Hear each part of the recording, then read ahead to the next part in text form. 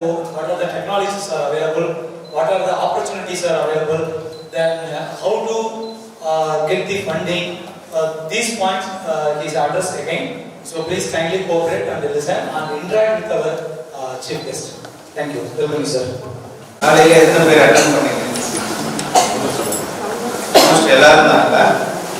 அதே கதை சொன்னா கேட்க மாட்டேன்.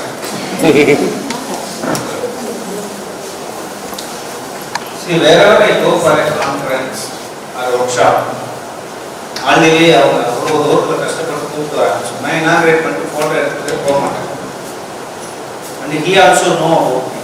So he said, sir, full day என்ன சார் சொல்றீங்க? ஓகே வச்சு செய்கிறாரு. 4 ப்ரோக்ராம் காலையில் இனாகிரேஷன், இப்போ இந்த லெக்சர் சாப்பிட்டு ஆர்ட்ஸ் அண்ட் சயின்ஸ் போகிறாங்க. என்னோட எய்ம் என்னன்னா பென்ட்ரைவில் இருக்கிறது பென்ட்ரைவ்லேயே இருக்கக்கூடாது, உங்கள் மண்டைக்குள்ள போகணும். எல்லாரும் யாருக்காவது ஒருத்தருக்கு கிளியர் ஆகும், எல்லாரும் அட்லீஸ்ட் கொஞ்சம் பேர் தூங்குவீங்க. So today what we are going to discuss about defence, it's technology, how far we are grown.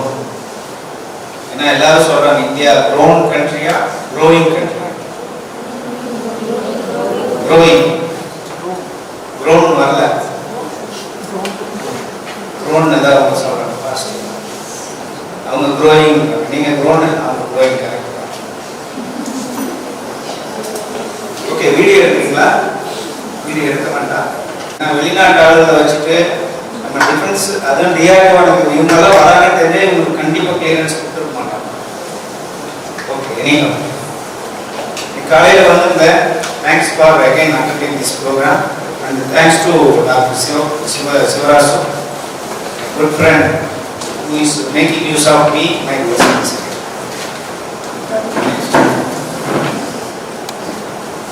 ஒரு 2 வருஷத்துக்கு முன்னாடி இந்தியா தன்னோட 75வது சுதந்திர தினத்தை கொண்டாடிச்சு. ஞாபகம் இருக்கா?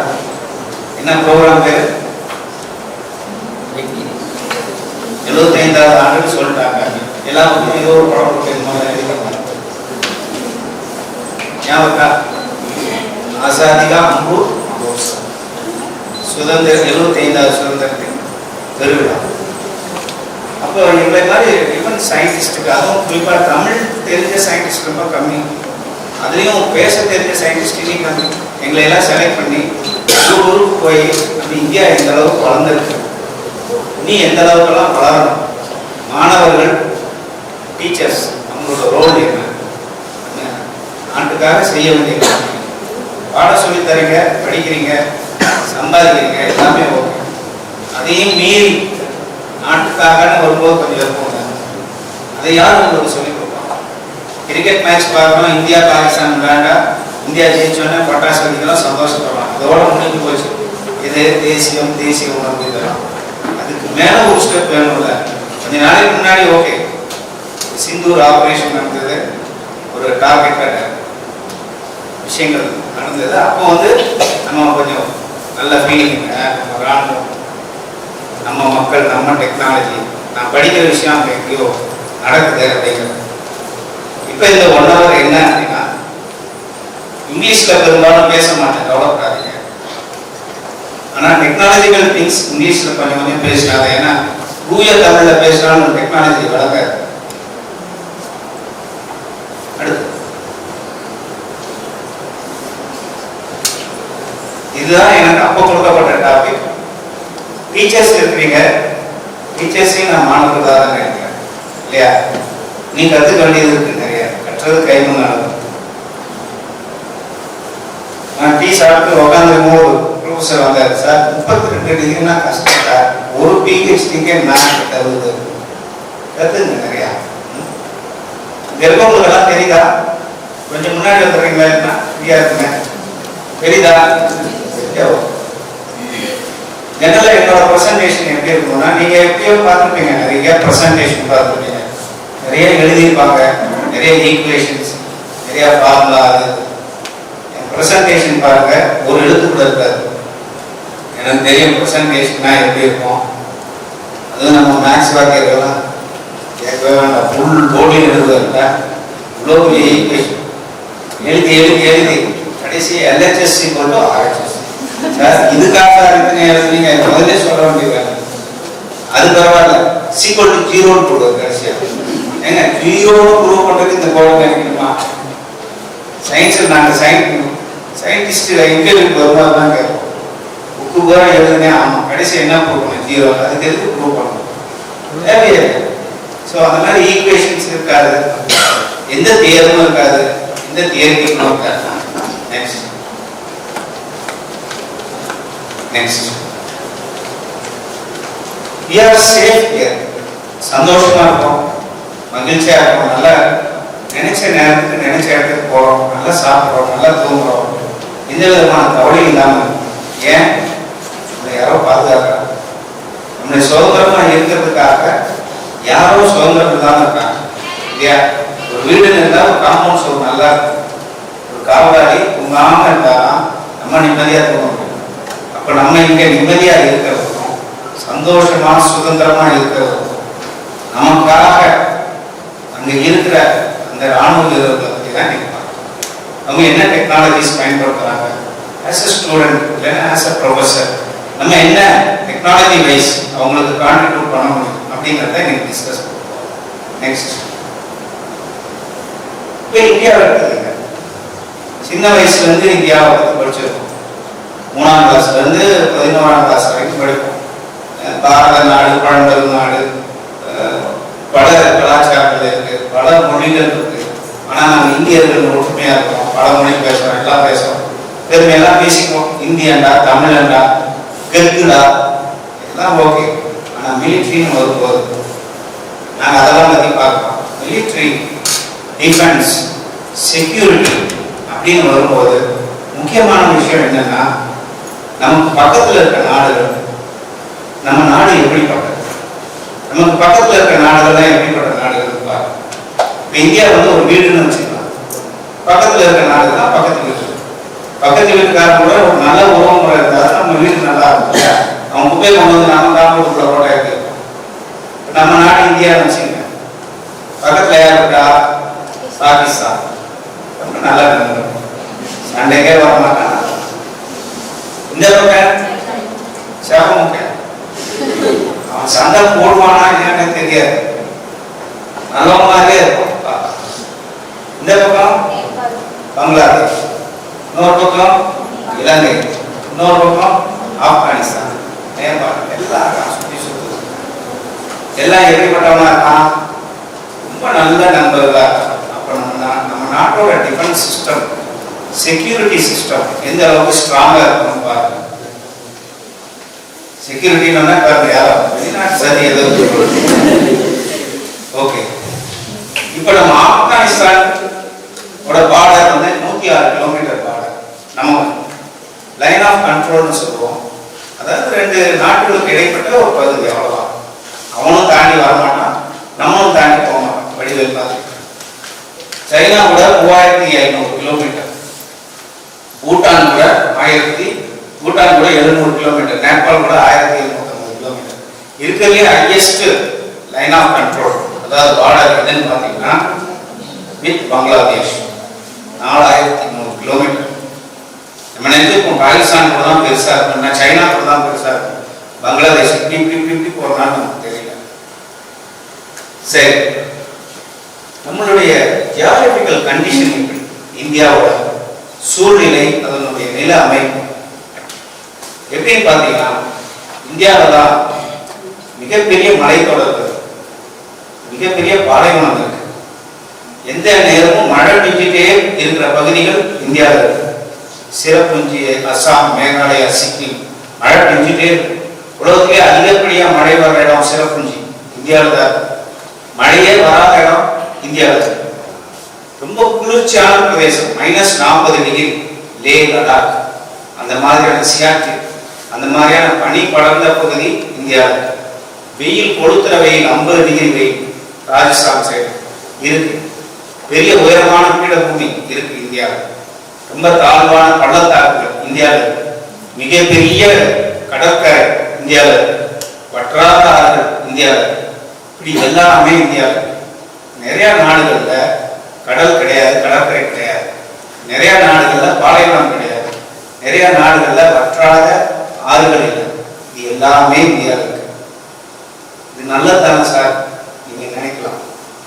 எங்களுக்கு கெட்டதுங்க, டிசைனர் சயின்டிஸ்டுக்கு கெட்டதுங்க. இந்த மைக் நல்லா வேலை செய்யுங்க, ஏன் உங்களுக்கு நல்ல பவர் கிடைக்குது, டெம்பரேச்சர் நல்லா இருக்கு, காத்து நல்லா இருக்கு. இதே மைக் -40 சிஆர்டில நான் யூஸ் பண்ணணும், யூஸ் ஆகுமா? ஆகாது. ஏன்? இதுக்குள்ள வச்சிருக்கீங்களா பேட்டரி கட்டி இறுகி போயிடும், பவர் சப்ளை வராது. கனெக்டிவிட்டி யார் கனெக்ட் பண்ணுவாங்க? கனெக்டிவிட்டி இருக்காது. பவர் சோர்ஸ் உங்களுக்கு லைட் வந்து எல்லாம் அங்க யாருக்கு கொடுப்பா லைன்? இல்ல. இதே மைக் ராஜஸ்தான்ல ஒர்க் பண்ணுமா? ஒர்க் பண்ணாது. +50 டெம்பரேச்சர், சூடா பேட்டரி உருகி ஒழுகுது.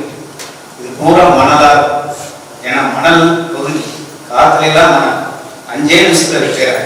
அப்ப டிஃபென்ஸ்ல இருக்கிறதுலே பெரிய சேலஞ்ச் என்ன அப்படின்னா, அவங்களுக்கு செய்யக்கூடிய சிஸ்டம்ஸ், அவங்களுக்கு செய்யக்கூடிய வெப்பன்ஸ் எல்லா சூழ்நிலையிலையும் ஒர்க் ஆகும்.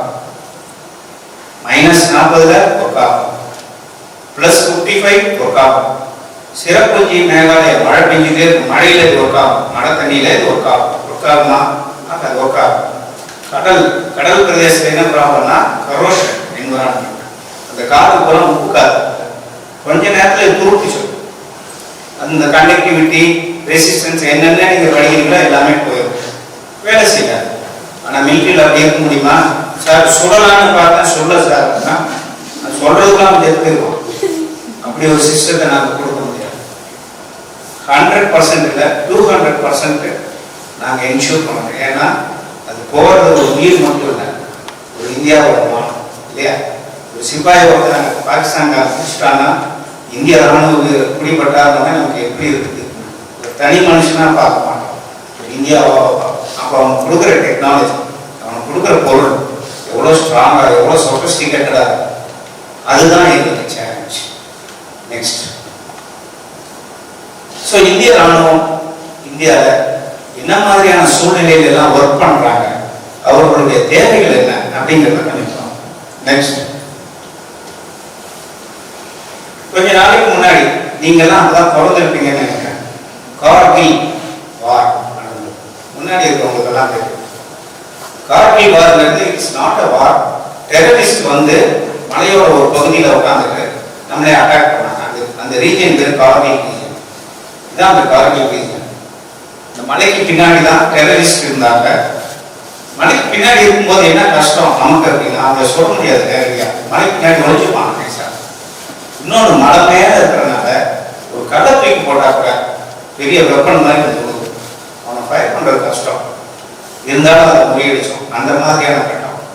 நெக்ஸ்ட், ஓகே, ஒரு பகுதியாக பார்க்கலாம்.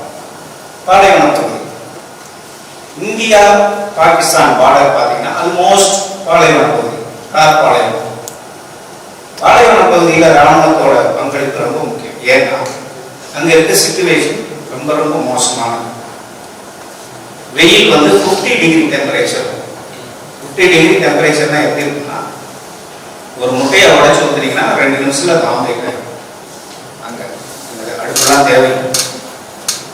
மழை கிடையாது, மரம் கிடையாது, உயிரினங்கள் இல்லை.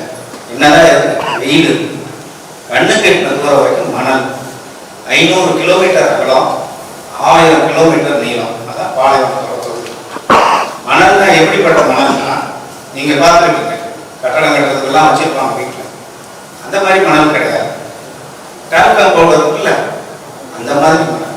ரொம்ப fine in terms of microns, 40 micron, 50 micron. அங்கே போய் நின்னோம்னா ஒரு 5 நிமிஷத்துல நம்ம ஸ்கின் வழியா ரத்தத்துல கலந்துடும். அந்த அளவுக்கு சன்னமான மணல். இப்படி கண்ணை இப்படி எடுத்தீங்கன்னா மணலா இருக்கும், சாப்பிடவே முடியாது, பூரா மணலா இருக்கும். அந்த காது பூரா மணலா இருக்கும். அப்ப அவங்களுக்கும் நாங்கள் டெக்னாலஜி கொடுப்போம். அங்கேயே மிஷின் ஓடும். என்ன மாதிரி மிஷின் ஓடணும்? அங்கேயே வண்டி வரும். ரோடு இருக்காது, தண்ணி இருக்காது, பெட்ரோல் பங்க் கிடையாது, பவர் சப்ளை எதுவுமே இல்லை. பாலைவனம் கண்ணு கெட்டின வரைக்கும் மணல். அப்ப அந்த நிலப்பகுதியை நம்ம பாதுகாக்கணும். அப்ப அவங்களுக்கு உண்டான டெக்னாலஜி என்ன? For example vehicle technology. பாலைவனத்தில் ஓடக்கூடிய வெஹிக்கிள் நம்ம வெஹிக்கிள் மாதிரி இல்லை. இப்போ இந்த வெஹிக்கிள் எப்படி அப்படின்னா இது வந்து ஆஃப் ரோட் வெஹிக்கிள்ஸ்னு சொல்லுவோம். குறிப்பாக டெசர்ட்ல யூஸ் பண்ணக்கூடிய வெஹிக்கிள்ஸ் டிஃபரன்ஸ் இருக்கு. இதுல என்ன சிறப்பு அப்படின்னா ஜெனரலா வெஹிக்கிள்னாலே மெக்கானிக்கல் சிஸ்டம் நமக்கு எல்லாம் தெரியும். அதுல என்ஜின் இருக்கும், கியரு, கிளச்சு, வீல் இந்த மாதிரிலாம் ஸ்டார்ட் பண்ணுவோம், ஸ்டார்ட் ஆகும், போகும், வரும். சப்போஸ் ஏதோ ஒன்று ஆயிடுச்சுன்னா நின்று வண்டி இல்லையா, ஏதாவது பிரச்சனை ஆச்சு. இந்த வண்டி போகிற வழியில் எங்கேயாவது நின்றுச்சுன்னு வைக்க என்றாலும் நம்ம வண்டி நின்றுச்சுன்னா என்ன செய்வோம், வண்டியை நிறுத்திட்டு பஸ் ஏறி வீட்டுக்கு வந்துடுவோம். எவனாவது ஒருத்தர் கூப்பிட்டு 500 ரூபா கொடுத்து போய் சரி பண்ணி எடுத்துட்டு வரலாம். இந்த வண்டியை அப்படி நிறுத்திட்டு வர முடியாது. ஏன்னா அந்த பகுதி போர் சூழ்நிலை உள்ள பகுதி. வண்டி நின்றுதுன்னா குண்டு போடுவோம், எதுக்கோ நிற்குது எதிரி வண்டி குண்டு போடுவோம், வண்டியை நிறுத்தக்கூடாது. ஆனால் நிறுத்ததுக்கு உண்டான சூழ்நிலை தான் அதிகமாக இருக்கும். ரேடியேட்டரில் தண்ணி ஊற்ற முடியாது, பெட்ரோல் தீர்ந்து போச்சுன்னா அங்கே பெட்ரோல் பங்க் கிடையாது, வெயில் அதிகமாக இருக்கிறதுனால இந்த லூப்ரிகன்ஸ் சொல்லுவாங்க, வழவழப்பாக இருக்கிற லூப்ரிகன்ஸ் எல்லாம் நீர்த்து போயிடும். அப்போ இந்த டெக்னாலஜி மெக்கானிக்கல் இன்ஜினியரிங் ரொம்ப டஃப். இன்னொன்று அந்த காற்றுல பூரா மணல் இருக்கிறதுனால ஃபில்ட்ரேஷன் நிறையா பண்ணணும். ஃபில்டர் பண்ண மணல் வந்துகிட்டே இருக்கும். அப்போ சீக்கிரமாக ஃபெயில் ஆகிறதுக்கு பாசிபிலிட்டிஸ் இருக்குது. சப்போஸ் மெக்கானிக்கல் ஃபெயிலியர் ஆயிடுச்சு இந்த வண்டி, இப்போ வண்டி ஓடல அப்படின்னு விட்டுட்டு வர முடியுமா? முடியாது. அதில் இன்பில்டா மெக்கானிக்கல் அடுத்து எலக்ட்ரிக்கல் சிஸ்டம் இருக்கு. மோட்டார் இருக்கும், எலக்ட்ரிக்கல் சிஸ்டம் இருக்கும், ஆக்சுவேட்டர்ஸ் இருக்கும். அப்போ மெக்கானிக்கல் ஃபெயிலியர் ஆயிடுச்சுன்னா டக்குன்னு மோடு மாற்றி எலக்ட்ரிக்கலுக்கு மாற்றிடும். ஸோ இந்த வண்டி அப்படியே எலக்ட்ரிக்கல் வெஹிக்கிளாக மாறிடும். சார் எலக்ட்ரிக்கலும் ஃபெயில் ஆயிடுச்சு என்ன செய்யுங்க கேட்கலாம். எலக்ட்ரிக்கலும் ஃபெயிலியர் ஆயிடுச்சுன்னா நியூமேட்டிக் மோடு இருக்கு. கம்ப்ரஸ்டு ஏர் சிலிண்டர்ஸ் உள்ள வச்சிருப்போம். அந்த கம்ப்ரஸ்டு ஏர் சிலிண்டரை வச்சு நியூமேட்டிக் மோட்டார்ஸ் இருக்கும், அதை வச்சு ரன் பண்ணுவோம். ஸோ மெக்கானிக்கல் ஃபெயிலியர் ஆயிடுச்சுன்னா எலக்ட்ரிக்கல், அதுவும் ஃபெயிலியர் ஆயிடுச்சுன்னா நியூமேட்டிக். சார் 3 ஃபெயிலியர் ஆயிடுச்சு என்ன செய்யும்? 3 ஃபெயிலியர் ஆகும். 3 ஃபெயிலியர் ஆனால் இந்த வண்டியை 30 செகண்டுக்குள்ள அக்குவேர் ஆணி வர பிரிச்சு பின்னாடி வர வண்டியில் எடுத்துட்டு போய் பாதுகாப்பான பகுதிக்கு போய் திருப்பியும் 30 செகண்ட்ல அசம்பிள் பண்ணிடலாம். நெக்ஸ்ட் அடுத்து ஒரு வீடியோ கிளிக் பண்ணுங்க பாருங்க. 30 செகண்ட்ல டிஸ்மேண்டில் பண்ணிட்டு சவுண்ட் வரலையே, சவுண்ட் வரலைங்க, 30 செகண்ட்ல அசம்பிள் பண்ணிடுவாங்க. சவுண்ட் வரலையா? Okay, no problem. எல்லா காலேஜ்லயும் இருக்க ப்ராப்ளம் நம்ம டெக்னாலஜி அவ்வளவுதான். இதெல்லாம் நம்ம இந்தியா வளர்த்தா என்ன ஆகும் யோசனை பண்ணுங்க.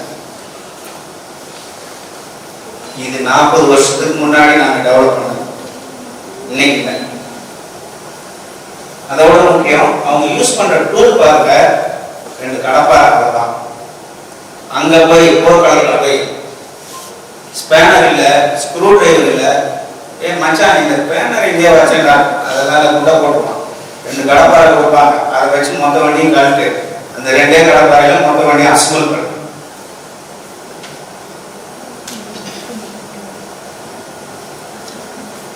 இதை மாடுலர் சிஸ்டம்னு சொல்லுவோம் டிசைன் டைம்ல. அப்படின்னா துண்டு துண்டா எடுத்துடலாம், வேணும்போது டக்குன்னு இணைச்சிடலாம்.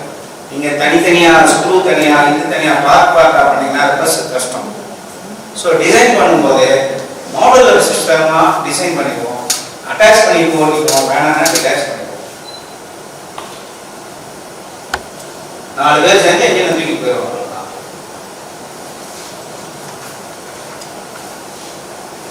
நீங்க பார்டர் சைடு போனீங்கன்னா மிலிட்ரியில மெயில் அனுப்பி பர்மிஷன் வாங்கினீங்கன்னா இதை நேரடியாக இருக்கும்.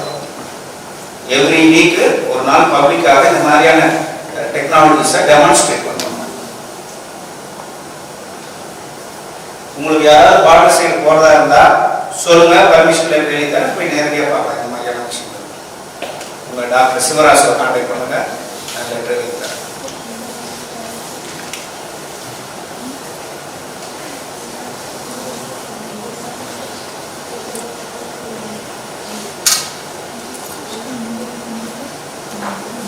சவுண்ட் வராதுல, சவுண்ட் வரலையா?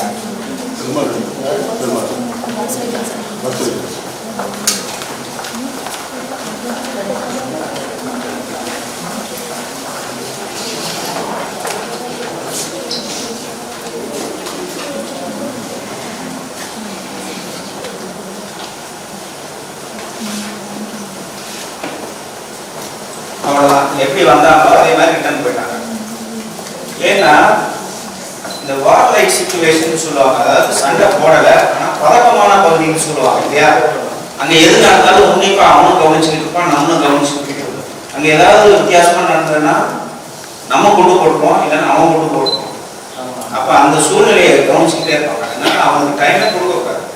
அந்த ஒரு நிமிஷமே அதிகம். ஆக்சுவலாக கால்குலேட் பண்ணிங்கன்னா 20 செகண்ட் 40 செகண்டில் வண்டியை கழட்டி போட்டு திருப்பி மாட்டிக்குவாங்க. அதுதான் டெக்னாலஜி. இது 40 வருஷத்துக்கு முன்னாடி டெக்னாலஜினா இப்போ எப்படி இருக்குன்னு பார்க்க. ஏன்னா இப்போ இருக்கிறத நான் உங்களுக்கு காமிக்க முடியாது. அடுத்தது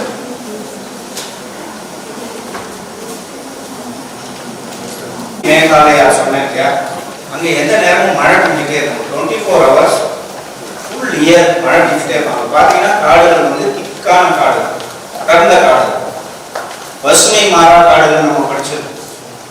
இலையெல்லாம் பெரிய பெரிய இலையா இருக்கு. அங்கே நம்ம மிலிட்ரி ஃபோர்ஸ் இருக்கு. ஏன்னா அங்கே Burma border, Bangladesh border, Nepal, Bhutan, Tibet அந்த சைடெல்லாம் தான்.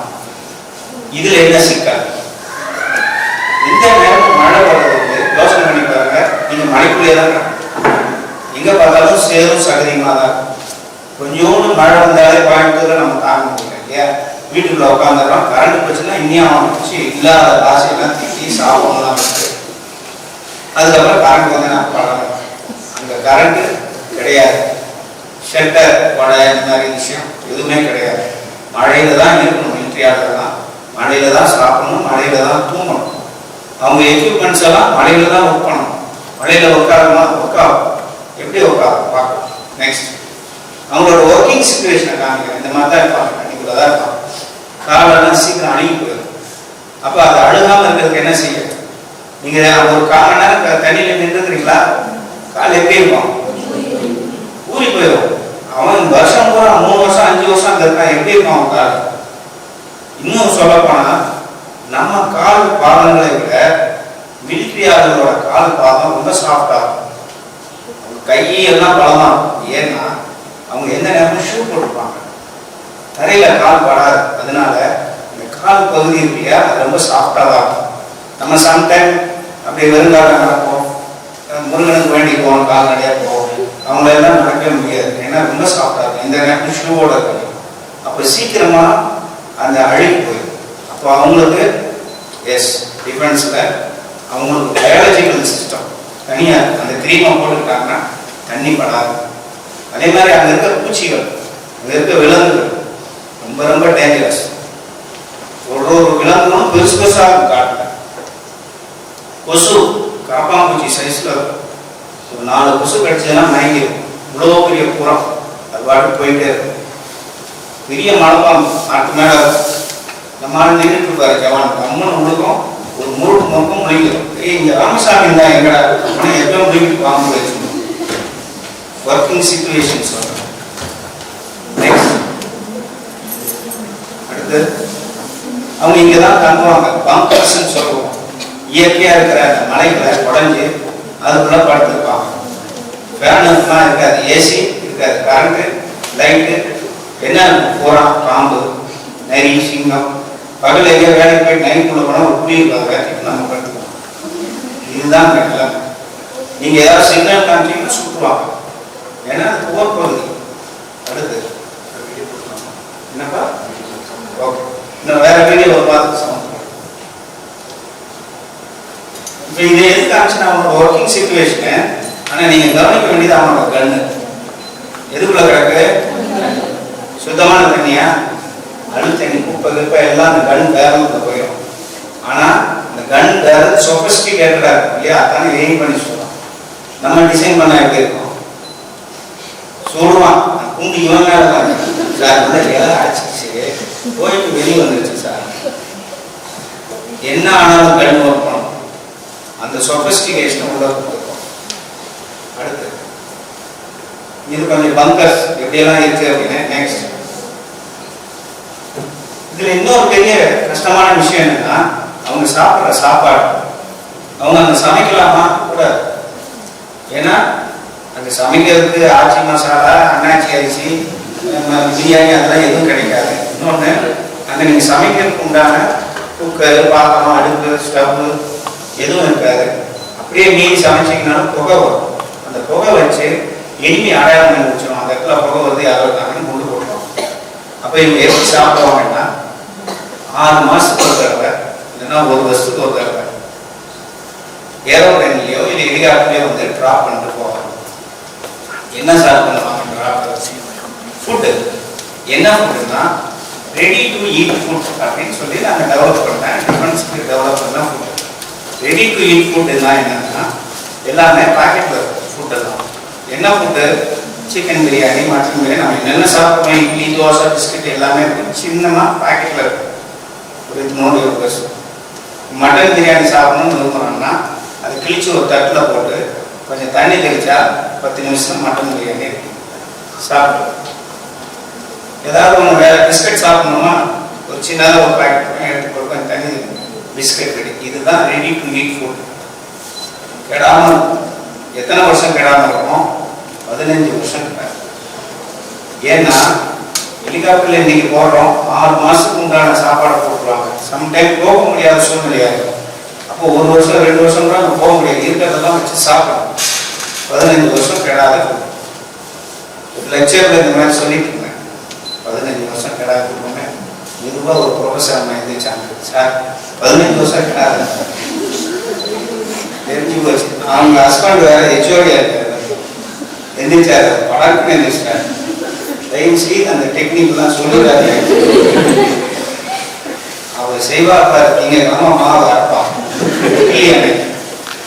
எடுத்து ஃப்ரிட்ஜில் வச்சுட்டு அடுத்த நாள் தோசை, 3ஆவது நாள் கொஞ்சம் எல்லாம் ஆடியெல்லாம் போட்டு ஊற்ற இப்படியே போட்டு ஞாயிற்றுக்கிழமை மிச்சமாக தண்ணியில் கரைச்சி பாயாசம் கொடுத்துருவாங்க. நீங்கள் 15 வருஷம் டெக்னிக் கொடுத்தீங்க, நான் காலி. இந்த 15 வருஷம் டெக்னிக் எதுக்காக அப்படின்னா நாட்டமே தான் இந்த மாதிரி கேம்ப்ல ரொம்ப முக்கியமான விஷயம் சதுப்பு நிலம். நீங்கள் போய் எங்கேயாவது மாட்டிட்டீங்க, எங்கேயாவது கேம்ப் அப்படியே போயிட்டு வரீங்கன்னா இருட்டில் எங்கேயோ போய் மாட்டிக்கிட்டீங்க, கேம்புக்கு வர முடியல, சாப்பாட்டுக்கு என்ன செய்வீங்க? மாட்டிக்கிறாங்க எங்கேயோ ஒரு சதுப்பு நிலத்தில் மாட்டிக்கிற காட்டில் வழி தெரியாமல் போயிட்டான், கண்டுபிடிக்க முடியாது. சாப்பாட்டுக்கு என்ன செய்யும்? யூனிஃபார்ம் கிழிச்சு சாப்பிடலாம். It is made up of food material. Shoe உடைச்சு சாப்பிடலாம். It is made up of food material. Shoe, belt இதுல எல்லாம் வச்சு 4 நாள் சாப்பிடலாம். அதுக்குள்ள நம்மளால எப்படியாவது கண்டுபிடிச்சு திருப்பி கேம்ப் கூப்பிட்டு வருவோம். அந்த மாதிரி டெக்னாலஜிஸ். நெக்ஸ்ட் இவங்க எப்படி பணிபுரிவாங்க அப்படின்னா ஒரு பெரிய ஸ்ட்ரக்சர் கிட்டத்தட்ட 500 கிலோமீட்டர்னா ஒரு இடத்துல ஒரு 10 பேர் இருப்பாங்க. இப்போ இந்த இடத்துல 10 பேர் இருக்காங்கன்னு வச்சுக்கோங்க. ஆர்பிஎஸ் ஒரு 5 கிலோமீட்டர் தள்ளி அங்கே ஒரு 10 பேர் இருப்பாங்க. அதுக்கப்புறம் 5 கிலோமீட்டர் தள்ளி அங்கே ஒரு 10 பேர் இருப்பாங்க. அவங்க கையில் walkie talkie, wireless walkie talkie 50 kilometre range, அந்த ரேஞ்சில் இருக்கிறது இருக்கும். ப்ளஸ் கன்னு, இந்த மாதிரியான சின்ன சின்ன விஷயங்கள்லாம் இருக்கும். அவங்களுக்கு ஒரு கமாண்டர் இருக்காரு. அந்த கமாண்டர் அப்பப்போ நல்லா இருக்கிறீங்களா, நல்லா இருக்கீங்களான்னு கேட்டுட்டு இருப்பாங்க. இவ்வளோதான், வேற எந்த கம்யூனிகேஷனும் இருக்காது. அவங்க மனிதர்களோட தொடர்பு யாருக்குமே இருக்காது. மனுஷங்களை பார்க்கணும் அப்படின்னா 500 கிலோமீட்டர் தள்ளி போனால் எங்கேயாவது ஒரு கிராமம் இருக்கும், அங்கே தான் பார்க்க முடியும். அந்த 500 கிலோமீட்டர் தூரம் வரைக்கும் எந்த ஃபெசிலிட்டியுமே இருக்காது. சினிமா, அஜித் படம், தலையாது தளபதியாது எதுவும் கிடையாது. என்டர்டைன்மெண்ட், ஃபேஸ்புக், வாட்ஸ்அப், இந்த மாமியார் மருமக சீரியல் ஒன்றுமே கிடையாது. புக்கு, நியூஸ் பேப்பர் தெரியாது. இன்னைக்கு என்ன கிழமைன்னு கேளுங்க, தெரியாது. ஒன்று கேலண்டர் கிடையாது, வாட்ச் கிடையாது. காலையில் எழுந்திருப்பாங்க, சாப்பிடுவாங்க, அப்படியே டியூட்டியை பார்ப்பாங்க, தூங்கிடுவாங்க. லீவெல்லாம் கிடையாது. சார் சனிக்கிழமை கூட காலேஜ் வைக்கிறாங்க சார், அங்கே வாங்க தெரியும். சனியாவது, ஞாயிறாவது, தீபாவளியாவது, பொங்கலாவது ஒன்றுமே கிடையாது. 3 வருஷம் 5 வருஷம் அப்படியே இருந்து வேலை செய்ய வேண்டியதுதான். நெக்ஸ்ட் பனிப்பிரதேசம். இப்போ நான் காடு சொன்னேன் இல்லையா, காடு ஒரு மாதிரியான கஷ்டம், பனிப்பிரதேசம் வேற மாதிரியான கஷ்டம். கிட்டத்தட்ட 20,000 அடி 15,000 அடி உலகத்திலேயே மிக உயர்ந்த படை தளம் இதுனா நம்ம இந்தியாவில் சியாட்டில் 25,000 அடி ஏரோப்ளைன் பறக்கிறதுக்கு மேல. நெக்ஸ்ட் அங்கேயும் சிஸ்டம் ஒர்க் பண்ணணும். -40 டிகிரி -40 டிகிரிங்கிறது நமக்கு டெம்பரேச்சரா குளிரா தெரியும், பார்த்துருக்கீங்க. சினிமாலாம் நீங்களாம் பார்த்துருக்கீங்க, ஹீரோ ஹீரோயினுக்கு மூடு வந்தா அங்கதான் போய் டான்ஸ் ஆடுவாங்க. அங்க இருக்கிறவங்களுக்கு தான் தெரியும் என்ன கஷ்டம். இவங்க காசு வாங்கிட்டு போய் ஆடிட்டு இங்க வந்துடுவாங்க, இங்க வந்து பாடிக்கிட்டு இருப்பாங்க. தேசியத்துக்காக நான் அது பண்ணேன் போடா 10 வருஷம் அங்க உட்கார தெரியும். என்ன அங்க டெக்னாலஜிக்கல் சேலஞ்ச் அப்படின்னா, முன்னாடி போங்க -40 எதுவுமே ஒர்க் பண்ணாது, இன்க்ளூடிங் எலக்ட்ரானிக்ஸ். எலக்ட்ரானிக்ஸ் இருக்கு, நீங்களாம் எலக்ட்ரானிக் இன்ஜினியர் இருக்கீங்க இல்லையா? என்ன பேசிஸ்ல ஒர்க் பண்ணுது? ஃபண்டமெண்டலா எலக்ட்ரானிக்ஸ் 0 and 1 இல்லையா? செமிகண்டக்டர் ஒண்ணுனா பாஸ், 0னா போகாது. கண்டக்டர் இல்லைன்னா நான் கண்டக்டர், இன் பிட்வீன் தான் செமிகண்டக்டர் இல்லையா? செமிகண்டக்டர் அங்க உட்காது. either it will become conductor or it will become non-conductor. நீங்க எலக்ட்ரானிக் சர்க்யூட் வச்சு எதையாவது ஒன்று ஆப்ரேட் பண்ணீங்கன்னா அது ப்ராப்பரா ஷீல்டிங் பண்ணலன்னா ஓகே ஆகாது. பேட்டரி வேலை செய்யாது. லெட் ஆசிட் பேட்டரி நினைக்கலாம், ஆசிட் என்ன -40 கட்டியா போயிடும், ஒரு ரியாக்ஷனும் நடக்காது.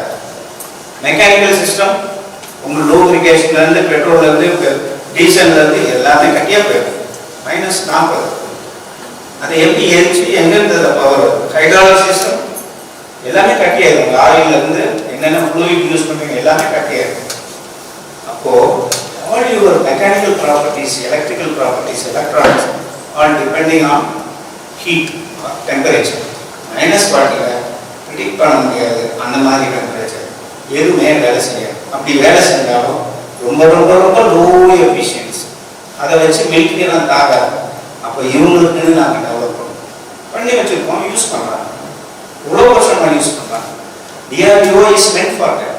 DRDO means Defense Research and Development Organization. டிஃபென்ஸுக்காக அவங்களுடைய தேவைகளுக்காக ஆராய்ச்சி பண்ணி அவங்களுடைய தேவைகளை பூர்த்தி பண்ற டெக்னாலஜியை கொடுக்குறது தான் எங்க. நெக்ஸ்ட்,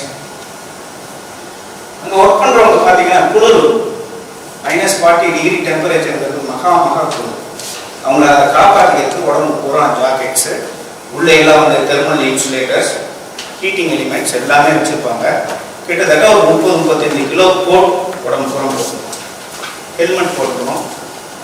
அங்கே ஒரு மூச்சு காற்று இருக்கு இல்லையா, அது -40 டிகிரி மூச்சு காற்றுங்கிறது எப்படி இருக்குன்னா, நம்ம லங்ஸ் காற்று உள்ளே இழுத்து வெளியே தள்ளுது இல்லையா, -30 டிகிரி காற்று உள்ளே போயிட்டு வெளியே வந்தால் நம்ம லங்ஸ் என்ன ஒரு நிமிஷத்துக்கு 15 தடவை சொல்லி முடியுது.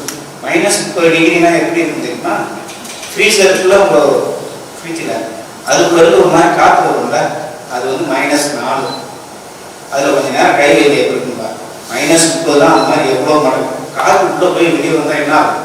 லங்ஸ் கட்டியாகி இருக்கணும். அவங்களுக்கு சொஃபிஸ்டிகேஷன் பண்ணணும். ஸோ 30 கிலோ வெயிட் ஆட் ஆகும்போது என்ன ஆகும் அப்படின்னா, அவங்க ஆல்வேஸ் 30 கிலோ வெயிட்டை தூக்கிக்கிட்டே இருக்கும். ப்ளஸ் அவங்களுடைய அம்யூனிஷன், கம்யூனிகேஷன் டிவைசஸ் இதெல்லாம் ஆட் ஆகும்போது கிட்டத்தட்ட 150 கிலோ 160 கிலோ வெயிட் ஆயிடும். ஒரு 70 கிலோ ஆளுக்கு வந்து 150 கிலோ வெயிட் ஆயிடும். அதைத்தான் இந்த நேரம் தூக்கிட்டு சொன்னாங்க. யோசனை பண்ணி பாருங்க, ஒரு 50 கிலோ மூட்டை அரிசி அவங்க உடம்புல பார்த்தோம்னா போட்டு வச்சுட்டா எப்படி இருக்கும்? அந்த மாதிரி தான் இருக்கான். நெக்ஸ்ட்,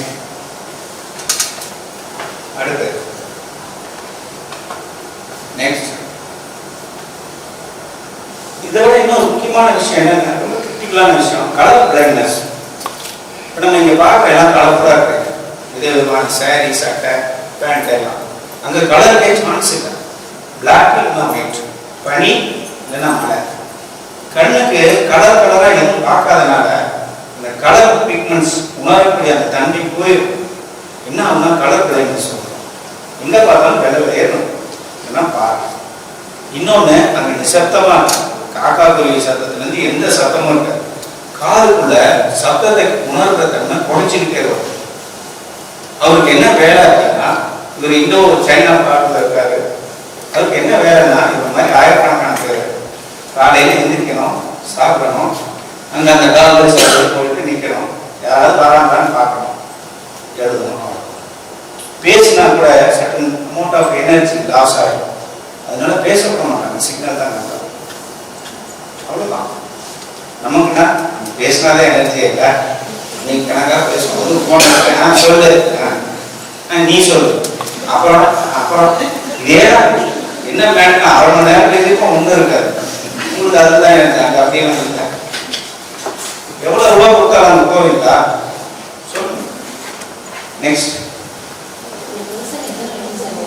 குறைஞ்சது 3 வருஷம் அங்கே ஒர்க் பண்ணணும் கம்பல்சரி. அதுக்கப்புறம் அடுத்து அவங்க நடக்கும்போது நான் சொல்ல இல்லையா வெயிட்டெல்லாம் வச்சுருப்பாங்க. அந்த பூமி வந்து பனி இருக்கும். ஆனால் அந்த பனி என்னன்னா ஸ்ட்ராங் இந்த மாதிரி தர பனி கிடையாது. காற்றுல குளிர்ல விழுகிற பனி துகள் துகளாக வரும். ஸ்பாஞ்சியாக இருக்கும். இப்படி காலை வச்சிங்கன்னா தான் உள்ள போயிடும்.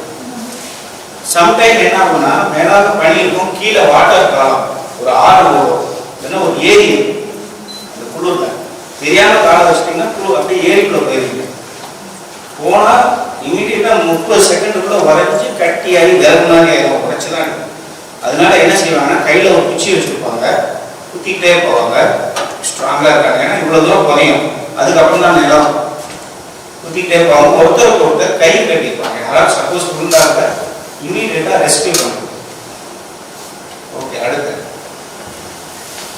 இது இந்தோ சைனா. கொஞ்ச நாளைக்கு முன்னாடி நமக்கு சைனாவுக்கு ஒரு கான்ஃபிளிக்ட் வந்தது தெரியுமா? என்ன அந்த கணவாய் ஒன்று இருக்கு. இந்தியா சைனா கண்மா பள்ளத்தாக்கு இதான பள்ளத்தாக்கு. அந்த பக்கம் சைனாங்க, இந்த பக்கம் இந்தியா. இதை தாங்க நம்ம பாதுகாத்துட்டு இருக்கோம். இதெல்லாம் நமக்கு தேவையான கேட்கல. இறையான மீன் நமக்கு ஏடம், அது ஒன்றும் யூஸ் இல்லைனாலும் ஏடம், அதை பாதுகாக்கணும். அங்கே அதோட இன்னொரு பெரிய கஷ்டமான விஷயம் என்னன்னா காற்று. அங்கே வந்து புயல் காற்று. புயல் காற்று அடிக்கும்போது என்னன்னா அந்த பனி சரியும். இப்படி பனிச்சரிவு வந்து நிறைய தடவை வரும்ல, நியூஸில் பார்த்துருக்கோம். பனிச்சரிவில் என்ன ஆகும்னா நிறைய வீடுகள் அப்படியே மூடிடும், கண்டுபிடிக்க முடியாது. ஏன்னா மேலேருந்து பார்த்தீங்கன்னா ஃபுல்லாகவே வெள்ளையாக தெரியும் பனி. குளிரில் வித்தின் 30-40 செகண்டில் செலுத்து போயிடுவாங்க. அவங்க ரெக்கவரியே பண்ண முடியாது. ரொம்ப ரொம்ப 50-100 வருஷமாக தான் பணமாகவே இங்கே போய் கிடப்பாங்க. கம்யூனிகேஷன் கிடையாதுங்க. இந்த டெக்னாலஜி அங்கே ஒர்க் பண்ணாது. அதனால ரொம்ப ரொம்ப ரொம்ப டஃப் இடம். நெக்ஸ்ட் அடுத்து அவர் படுத்துவாங்க. சப்போஸ் காத்துல அப்படி பனி துகள் விடணும் இல்லையா, அந்த மாதிரி டைம்ல எப்படி அவங்க தூங்குவாங்க அப்படின்னா நெக்ஸ்ட் அப்போ நம்ம எவ்வளோ சொகுசாக இருக்கோம் பாருங்க. ரொம்ப அதிகமாக பேசுறதுக்கு ஆள் இருக்காது, பார்க்கறதுக்கு எதுவும் இருக்காது. உங்களுக்கு சம்பளம் போட்டாங்களா இல்லையா தெரியாது. அம்மா எப்படி இருக்காங்க ஊரில் தெரியாது. ஒய்ஃப் எப்படி இருக்காங்க, குழந்தை படிக்கிறாங்க, எதுவுமே தெரியாது. எந்த கம்யூனிகேஷனும் உங்களுக்கு வராது. நியூஸ் பேப்பர் இல்லை, ரேடியோ கிடையாது, எதுவுமே இல்லைங்க. ஆனால் காலையில் எழுந்திரிச்சு அவங்க வேலையை பார்த்து படுத்தும். 8 மணி நேரம் 9 மணி நேரம் அதெல்லாம் கணக்கு கிடையாது. கொஞ்சம் நேரம் அவர் தூக்குவார், தூக்கம் வரும். அந்த மாதிரி இடத்துல இந்த அளவுக்கு தூக்குவார், எந்திரிப்பார். இன்னொருத்தாங்க காவலர் பண்ணி போய் ரெஸ்ட் எடுத்துட்டு குரூப்பே அனுப்பிப்பார். மாற்றி மாற்றி பண்ணிக்குவாங்க. 3 வருஷம் மினிமம். நெக்ஸ்ட் அவங்களோட ஒர்க்கிங் சிச்சுவேஷன் எப்படி இருக்குன்னு பாருங்க. கிளிக் பண்ணுங்க, வீடியோ இருக்கும். இதுதான் நீங்க இதை பார்க்கணும் அப்படின்னா ஷோகேஸ்ல வச்சிருப்பாங்க. சென்னைக்கு வந்தீங்கன்னா அங்கே வந்து அந்த பிர்லா பிளானிட்டோரியம் ஐஐடி பக்கத்தில் அங்கே ஒரு எக்ஸிபிஷன், மிலிட்ரி எக்ஸிபிஷன் வச்சிருக்காங்க பர்மனெண்டாக. நீங்கள் எப்பயாவது சென்னைக்கு போனீங்கன்னா பாருங்க, ஃபுட்டெல்லாம் வச்சிருக்காங்க. அடுத்தது நெக்ஸ்ட் ஃபார் எக்ஸாம்பிள் இது பக்கெட் மாதிரி இருக்கு. 6 பக்கெட் இருக்கு. இது ஒரு 10 பேர் உள்ள ஒரு பட்டாலியனுக்கு, ஒரு ஸ்மால் டீமுக்கு இந்த மாதிரி 6 பக்கெட்டை போட்டுருவாங்க. இது வந்து 1 வருஷத்துக்கு அவங்க சாப்பிடலாம். 1 வருஷத்துக்கு சாப்பிட்றவங்களுக்குள்ள அந்த பக்கெட்டை உடைச்சி சாப்பிடலாம். அந்த பிஸ்கட்டு, அந்த பேப்பரும் சாப்பிடலாம். அதில் இருக்க இங்கு கெமிக்கல் கிடையாது. இந்த கலர்ஃபுல் ஃப்ரூட்ஸ் இருக்குல்ல, நவாப்பழம், அந்த மாதிரி ஃப்ரூட்டோட எக்ஸ்ட்ராக்ட் எடுத்து அதில் இங்கு பண்ணி அதை தான் பிரிண்ட் பண்ணிக்குவாங்க. ஸோ நீங்கள் அதையும் சாப்பிடலாம். இங்கே பனி மழை பார்த்தோன்னா அடுத்த டெசர்ட் பாலைவனம். பாலைவனத்தில் என்ன கஷ்டம்னு பார்த்தீங்கன்னா காலையில் 3 மணிக்கெல்லாம் சூரியன் வரும், நைட்டு 11 மணி வரைக்கும் வெயில். 11 மணிக்கு மேலே தான் அது வெளிச்சம் இருக்கும். அப்புறம் நைட்டு 2 மணி 3 மணிக்கு பயங்கரமான குளிர், எக்ஸ்ட்ரீம் வெயில், எக்ஸ்ட்ரீம் கோல்டு ரெண்டுமே. நெக்ஸ்ட் அங்கே என்ன கஷ்டம் அப்படின்னா மெயினாக ஆந்தின்னு சொல்லக்கூடிய மணல் புயல். இங்கெல்லாம் காற்று அடிச்சதுன்னா மரம் இருக்குது, பில்டிங் இருக்குது, தடுப்போம். அதனால் இந்த காற்று வந்து டிஸ்டர்ப் ஆகும். அங்கே காற்று அடிச்சா ஃபுல்லாக பிளைனாக இருக்கிறனால அங்கே இருக்கிற மணலை எல்லாம் புழுதியாக்கி கிலோமீட்டர் கணக்குக்கு வெறும் புழுதியாகவே இருக்கும். நீங்கள் உள்ளே போனீங்கன்னா எந்த பக்கம் பார்த்தாலும் மண் புழுதியாக இருக்கும். உங்களால் சுவாசிக்க முடியாது, கண்ணை மூடிக்கணும். என்ன செய்யுங்க, மணிக்கணக்காக அந்த புழுதி இருக்கும். அதுக்கும் டெக்னாலஜிஸ் இருக்குது. அதெல்லாம் அவங்க கொடுத்துருவாங்க. அவங்க தங்குற இடம் பங்கர். நெக்ஸ்ட் ஒரு பங்கர் எப்படி இருக்கும் அப்படின்னு பார்த்தீங்கன்னா மேலாக எப்படி இருக்கும், அடியில் போயிட்டு இப்படி அங்கேதான் காற்று வசதி சரியா இருக்காது, சவுண்டு இருக்காது, தண்ணி இருக்காது, டெம்பரேச்சர் அது டிஃப்ரெண்ட்டாக இருக்கும். நெக்ஸ்ட் சார், இப்போது ஸ்னோ ஃபீல்டில் காமிச்சிங்களா சார், அப்போ வந்து யூரினேஷன் எக்ஸ்பிளனேஷன்லாம் எப்படி சொல்கிறேன். ரொம்ப இன்ட்ரெஸ்டாக நான் 1 மணிக்கு முடிக்கலாம்னு நினச்சேன். நான் நீ பாட்டு உட்காந்து கேட்டுகிட்டே இருக்கேன். 4 கணக்காக நான் பேசிட்டேன். நெக்ஸ்ட் இங்கே இன்னொரு பாலைவனத்தில் இன்னொரு கஷ்டமான விஷயம் என்ன அப்படின்னா, காடுகளில் சொன்ன பாம்பு இதெல்லாம் இங்கே பூச்சிகள், விஷ ஜந்துக்கள், விஷ பல்லி, விஷ தேள். நீங்கள் டிஸ்கவரி சேனல்லாம் பார்த்துருப்பீங்க. பாம்பு மண்ணு மாதிரியே இருக்கும், வீடு நெருந்து மண்ணுக்கு போயிடும். அந்த மாதிரி போயிடும். தெரியாமல் மிதிச்சோம்னா எகிரி குதிச்சு போட்டோம். பயங்கரமான பாய்ச்சல். நல்லா இவ்வளோ ஆகிட்டு எகிரி குதிச்சு போட்டிடும். அதனால ஷூ எல்லாம் பார்த்தீங்கன்னா இந்த வரைக்கும் போட்டுருப்பாங்க. பாலைவனத்தில் யாருக்காவது ஏதாவது ஒன்று ஆயிடுச்சுன்னா அவங்கள காப்பாற்ற முடியாது. ஏன்னா டாக்டர்ஸ் கிடையாது, ரோடு இல்லை, மருந்து இல்லை, ஹாஸ்பிட்டல் எங்கேயோ. ஒரு கேம்ப்ல ஃபார் எக்ஸாம்பிள் அந்த காட்டு அந்த பனிச்சகரத்தில் காமிச்சினேன். அங்கே ஒருத்தருக்கு தலைவலின்னு வச்சுருக்கேன். ராமசாமிக்கு தலைவலி, பயங்கரமான தலைவலி, மருந்து வேணும். அவருக்கு எப்படி மருந்து வருங்கிற சிஸ்டத்தை மட்டும் சொல்கிறேன், நீங்கள் அண்டர்ஸ்டாண்ட் பண்ணிக்கிறீங்க. 5 பேராட்டாங்க இல்லையா, அதில் ஒரு கோடு இருக்கும் 007. ராமசாமிக்கு தலைவலி மாத்திரை வேணும் அப்படின்னு சொல்லி பக்கத்தில் ஒரு பிளாட்ஃபார்ம் ஒன்று அங்கே சொல்லுவாங்க. அது எவ்வளோ தூரத்துனா 50 கிலோமீட்டர். அங்கே இவருக்கு கொஞ்சம் சீனியர் ஆஃபீஸர் அங்கே இருப்பாங்க. அவர் மெசேஜை ரிசீவ் பண்ணி ரெக்கார்ட் பண்ணி எழுதி வச்சுக்கிட்டு அங்கேருந்து அவருக்கு அடுத்த கமாண்டுக்கு சொல்லுவார், 007 ராமசாமிக்கு தலைவலி மாத்திரை வேணும். அதுக்கப்புறம் குரூப் கேப்டன் இன்னொன்று இப்படியே போய் 500 கிலோமீட்டர் வரைக்கும் கம்யூனிகேஷன் போகும். 4 நாள் ஆகும். அதுக்கப்புறம் அங்கே கிளைமேட் எல்லாம் எப்படி இருக்குன்னு ஸ்டடி பண்ணுறதுக்கு மெட்ராலஜி டிபார்ட்மெண்ட் ஒன்று இருக்கும். அவங்க ஒரு ரிப்போர்ட் கொடுப்பாங்க. எந்த டைமுக்கு போனால் காத்தடிக்காது, எந்த டைமுக்கு போனால் சேஃப்னு சொல்லி சொல்லுவாங்க. அதுக்கப்புறம் எந்த வெஹிக்கிளை யூஸ் பண்ணணும்னு இன்னொரு டிபார்ட்மெண்ட், ஹெலிகாப்டரா இல்லை ட்ரோனா, இதெல்லாம் 15 நாள் ஆகும். எனக்கு தலைவலி அதுக்கு போயிருக்கு. சப்போஸ் ஹார்ட் அட்டாக்லாம் வந்தால் யோசனை பண்ணுறாங்க. ஓகே, முன்னாடி போங்க. Okay, next. ஸோ இவங்களுக்கும் அதே மாதிரி நீர், வாழ்தல், தண்ணி கிடைக்காதவங்களுக்கு பாலைவனத்தில் உங்களுக்கு சாப்பாடு கிடைக்காது, நிற்கிறதுக்கு நிழல் கிடைக்காது. இதெல்லாம் என்கவுண்டர் பண்ணணும். அதுக்கு உண்டான எல்லா விஷயமும் நாங்கள் செஞ்சுருக்கோம். ஃபார் எக்ஸாம்பிள் தண்ணிக்கு பார்த்தீங்கன்னா தண்ணியை அவங்க குடிக்க முடியாது, ஆனால் தண்ணி இருக்கணும்ல. எங்கள்கிட்ட ஸ்பெஷல் கேனிஸ்டர்ஸ், எம்டி டப்பா நீங்கள் கொஞ்சம் திறந்து வச்சுட்டு ஏரில் காமிச்சிட்டு நாங்கள் ஒரு கெமிக்கல் பவுடர் வச்சுருக்கோம், நாங்கள் டெவலப் பண்ணுறது. உள்ளே போட்டு கொஞ்சம் ஷேக் பண்ணிங்கன்னா காற்றுல இருக்க ஈரத்தை தண்ணியாக கன்வெர்ட் பண்ணி தண்ணியாக, ஸோ அந்த கப்பு பூரா தண்ணி கிடைக்கும், குடிச்சிக்கலாம். அந்த மாதிரி அதேமாதிரி ஹீட்லேருந்து உடம்பை காப்பாற்றிக்கிறதுக்கு கொஞ்சம் கோட்டிங்ஸ் ஒரு மாதிரி ஆயில் மாதிரி கொடுக்கும். அது பூசிக்கிட்டிங்கன்னா அந்த ஹீட் உடம்பு வந்து கொஞ்சம் கூலிங்காக அந்த மாதிரியான நிறைய விஷயம். நெக்ஸ்ட், ஸோ அது அந்த பக்கம் பாகிஸ்தான், இந்த பக்கம் இந்தியா. ஓகே, அடுத்து. ஓகே, இந்த பேசிட்டே இருக்கலாம், நீங்கள் அப்படியே எடுத்துங்க. இது வந்து சால்ட் டெசர்ட்னு சொல்லுவோம். அப்படின்னா என்னென்னா பாலைவன பகுதியில் கடல் வந்துட்டு 6 மாதம் கடல் தண்ணி இல்லாமல் முடியும். ஆனால் அந்த குழப்பழப்பு மட்டும் பாலைவனம் குழப்பழப்பாயிடும். அப்படின்னா என்னென்னா சதுப்பு நிலமாக மாறிடும். ஃபுல்லாக சால்ட் டெசர்ட், எதுவுமே வராது. நீங்கள் நடந்தீங்கன்னா இதுக்கு வரைக்கும் சேரும் சகதிகமாக தான் போடுங்க. அந்த மாதிரியான ஏரியா இது. அங்கேயும் டெக்னாலஜிக்கு ரொம்ப ரொம்ப கஷ்டம். நெக்ஸ்ட் அடுத்து கொஞ்சம் வீடியோ பார்க்குறீங்களா இல்லை ப்ரெசன்டேஷன் முடிச்சிடலாம்? பசிக்கலையா உங்களுக்கு? இனி வேற பாருனால நீங்க அந்த 15 வருஷம் சாப்பிடாம பாருங்க. இந்த வெஹிக்கிள் அப்படியே ஸ்டார்ட் பண்ணுங்க. ஓகே, எங்களோட வெஹிக்கிள்ஸ் ஃபைட்டிங் வெஹிக்கிள்ஸ் எப்படி இருக்குன்னா நம்ம வெஹிக்கிள்ஸ் மாதிரி இருக்காது. நம்ம வெஹிக்கிள்ஸ் எல்லாம் ஆன் ரோட் வெஹிக்கிள்ஸ்னு சொல்லுவோம். அதாவது ரோடு இருக்கணும், பெட்ரோல் பங்க் ரிப்பேர் அதெல்லாம் இருக்கணும், நல்ல டிரைவர் தேவை, குண்டு குழியெல்லாம் இருக்கக்கூடாது. எங்களுக்கு அப்படி இல்லை. மலை மேலே ஏறணும், பெரிய பள்ளம் வருது, பள்ளத்துக்குள்ள போகணும், ஆறு வருது, ஆறுக்குள்ள போகணும், பார்க்கணும், தண்ணிக்குள்ள போயிட்டு அப்படியே பறந்துடும். அந்த மாதிரி வெஹிக்கிள்ஸ் தான் எங்கே இருக்காது. இப்போ இந்த வண்டி பார்த்தீங்கன்னா ஒரு பெரிய டேங்க், வீல் கன்னு சொல்லுவோம். 18 டன்னுன்னா ஒரு 3-4 பஸ் வெயிட். ஆற்றுல போகும், மலை மேலே ஏறும், ஜம்ப் பண்ணும், எல்லாமே பண்ணும். இது வந்து ஒரு 50 வருஷத்துக்கு முன்னாடி உள்ள டெக்னாலஜி. அதை இப்போ உங்களுக்கு காமிக்க முடியும். அதை பாருங்க இப்போ எப்படி இருக்கு நீங்க போட்டோம். ஆஸ் எ என்ஜினியர்ஸ் உங்களுக்கு கொஞ்சம் இன்புட் கொடுக்குறேன். இப்போ இந்த வெஹிக்கிளை வந்து டெஸ்ட் பண்றாங்க, பர்ஃபார்மன்ஸ் டெஸ்ட். என்னென்ன டெஸ்ட் எல்லாம் பண்றாங்க பாருங்க.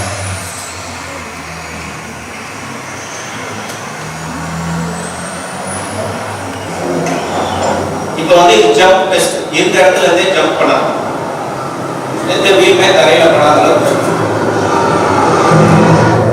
இது வந்து ஸ்டீரிங் டெஸ்ட்.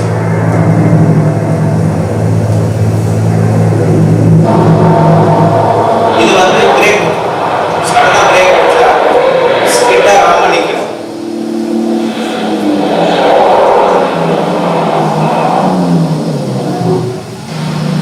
இது வந்து பம்ப் டெஸ்ட். ஒரு செகண்ட் இருக்குது. அப்படியே ஜெனரலா பஸ்ல எல்லாம் போகும்போது ஒரு மேல ஏரியானா இருக்கிற முதுகலை பணம் முடிச்சுட்டு புறப்படணும்னு நினைக்கிறோம். இங்க அப்படி நம்ம பண்ண முடியாது. ஏன்னா ஆளுகளுக்காக மேல இருக்கிறது கன், அதுல ஃபுல்லா லோட் பண்ணிக்கணும். இது ஒரு குளிச்சுன்னா அடிச்சது என்னன்னா முன்னாடி அம்மா தான் இருக்கும்.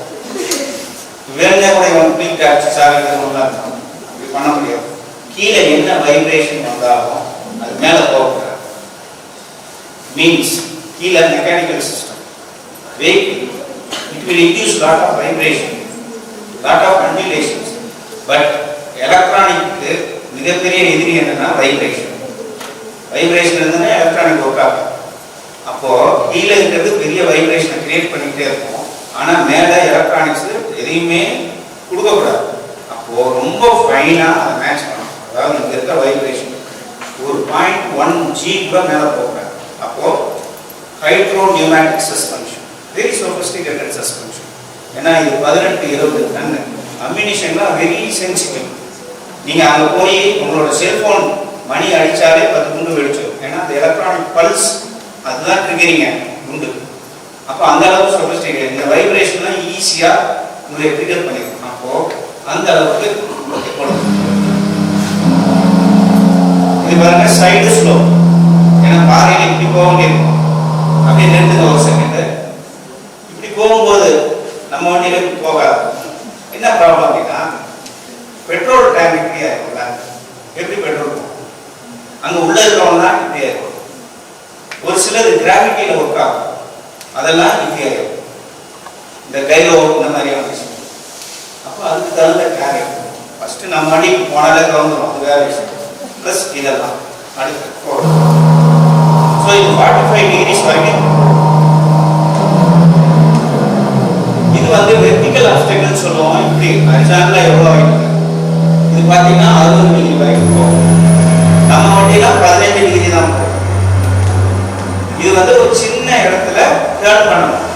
இவ்வளோ பெரிய வெஹிக்கிள் பிரிச்சுட்டு வெஹிக்கிள் டேர்னிங் சர்க்கிள் ரேடியஸ் அப்படின்னு சொல்லுவோம். ரொம்ப ஷார்ட் டிஸ்டன்ஸ்ல டேர்ன் பண்ணணும். இப்போ அடுத்து ஃபோர்டிங் கேப்பபிலிட்டி. வண்டி போயிட்டு இருக்கு, ரோடில் குளம் வருது, குளத்துக்குள்ள போகணும். இவ்வளோ பெரிய இரும்பு வண்டி போட்டு மாதிரி போகும். பின்னாடி பாருங்க அந்த ப்ரொப்பலர் ஷாப் நீந்தி போகும். நிறுத்துங்க ஒரு செகண்ட். ஒரு இரும்பு வண்டி நீந்துதான். இன்னொன்னு இந்த தண்ணிப்புறம் உள்ள போகுமா? அப்ப என்ஜின் வேலை செய்யாதுல்ல. அப்ப தண்ணி உள்ள போகக்கூடாதுல்ல. இப்படி இருந்தா உள்ள போகும்ல. அப்ப எப்படி இருக்கு? இதெல்லாம் தான் இன்ஜினியரிங் ப்ராப்ளம். பிளஸ் இன்ஜினுக்கு காற்று வேணுமா? ஃபுல்லா தண்ணியா இருந்தா காற்று எங்கிருந்து கிடைக்கும்? காற்று வெளியே போகணுமா, காற்று எங்கிருந்து போகும், ஃபுல்லாக தண்ணியாக இருக்கும். உள்ள கூடு மாதிரி தானே இருக்கும், உள்ள பறந்து இடம் போயிருக்கலாம், உள்ள போயிருமா தண்ணி. இது எப்படி முதல் மிதக்கும், 18 டன் இருக்கும். ஓகே, பிள்ளை எல்லாமே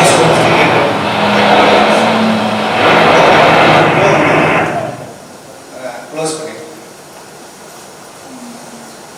ஓகே, அது கிளிக் பண்ணுங்க.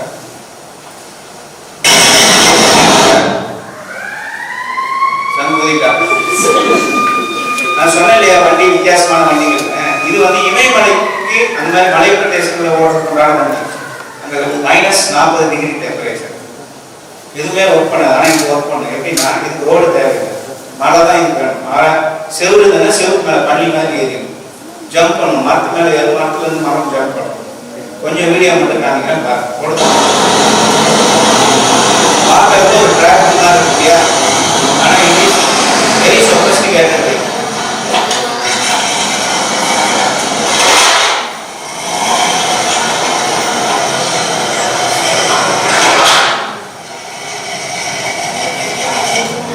வந்தாருல 2 பேர் நேபாளக்காரங்க, அந்த பாடலில் இந்த வண்டி தான் அமைச்சு மிலிட்ரி தான். மிலிட்ரிக்காக இருக்க வண்டி அப்படின்னா எங்களோட அமினிஷன் ரேடார் இதெல்லாம் எடுத்துருக்கோம். ரோடு பாருங்க எடுத்தா, ஏன்னா இமயமலைக்குள்ள நாட்டு மேடுகளுக்குள்ள பரவாயில்ல. அதோட வீல் பொசிஷன் பாருங்க தெரியும்.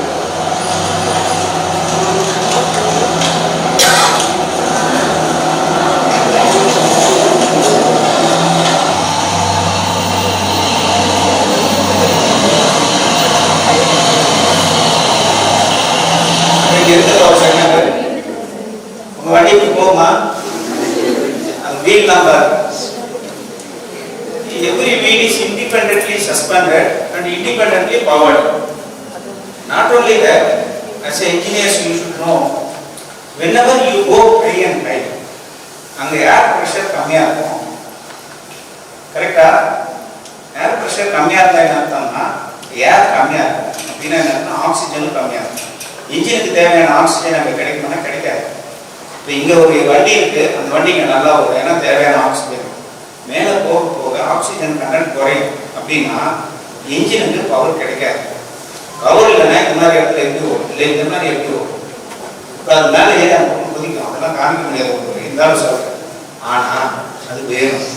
இன்னொன்று அங்கே பாருங்க, கீழே எல்லாம் பனியாக -டிகிரி. இந்த ஹைட்ராலிக் ஆக்சுவேட்டர்ஸ் அந்த சிஸ்டம் அதெல்லாம் வந்து சரியாக இருக்காது. ப்ளே பண்ண கொஞ்சம் பார்க்கலாம், கொஞ்சம் பாருங்க. வந்து வேறு டைம் சொல்லுங்க சார். சார் என்ன சார் நீங்கள்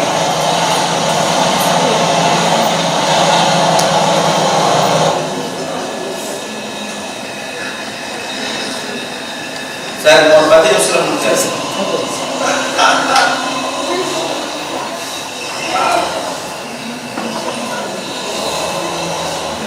இந்த டிரைவர்ஸ்க்கெல்லாம் ஸ்பெஷல் ட்ரைனிங் கொடுப்பாங்க. ஏன்னா அவங்க 5 வீல் வச்சுருப்பாங்க. ஒன்று டைரக்ஷனுக்கு, இன்னொன்று இந்த வீலோட பொசிஷனுக்கு, இன்னொன்று வெஹிக்கிளோட பொசிஷன்ஸுக்கு.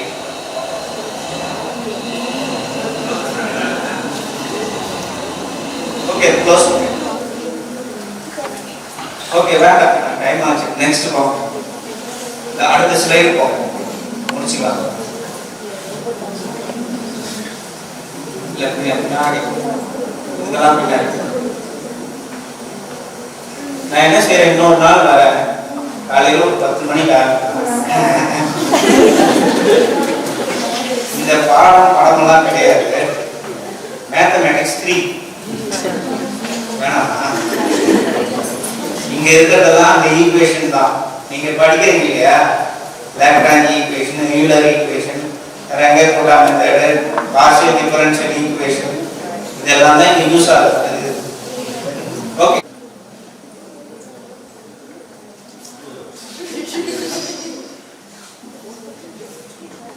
இப்போ அவங்க எப்படிலாம் இருக்காங்கன்னு பார்த்தோம். அங்கே நீங்கள் மிலிட்ரிக்குன்னு ஒரு யூனிஃபார்ம் இருக்குங்க, பார்த்துருப்பீங்க. நம்ம இங்கே civilian military uniform is different. இந்த வார் ஃபீல்டில் இருக்க யூனிஃபார்ம் இஸ் என்டையர்லி டிஃப்ரெண்ட். ஏன்னா அந்த கிளாத் வந்து நேனோ மெட்டீரியல். நேனோ மெட்டீரியல் என்ன செய்யும் அப்படின்னா, it will replicate the surrounding. அப்படின்னா என்னன்னா, பக்கத்தில் என்ன இருக்கோ அதே மாதிரி துணி மாறிடும். நம்மளாம் மேட்சிங் க்ளோஸ் போடுறோம்ல, இங்கே பூ போட்டால் இங்கேயும் ஒரு பூ, பின்னாடி பூ முன்னாடி பூ சைடெல்லாம் பூ.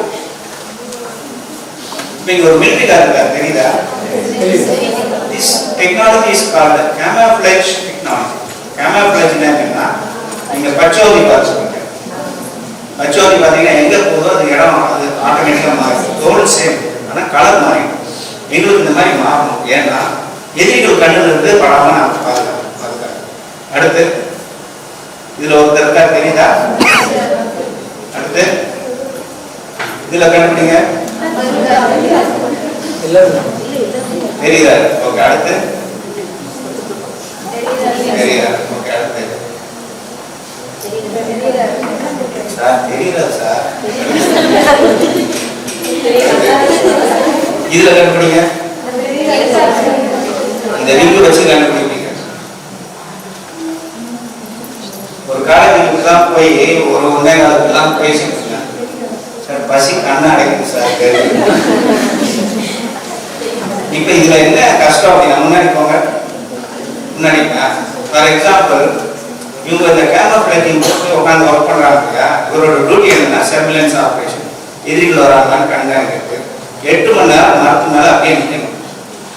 ஒரு பாம்பு வந்து ஏறினா கூட பேசாம நிற்கணும். ஏதாவது செஞ்சாருன்னா அசைஞ்சாருன்னா இடம் தெரிஞ்சணும், சுட்டுவாங்க.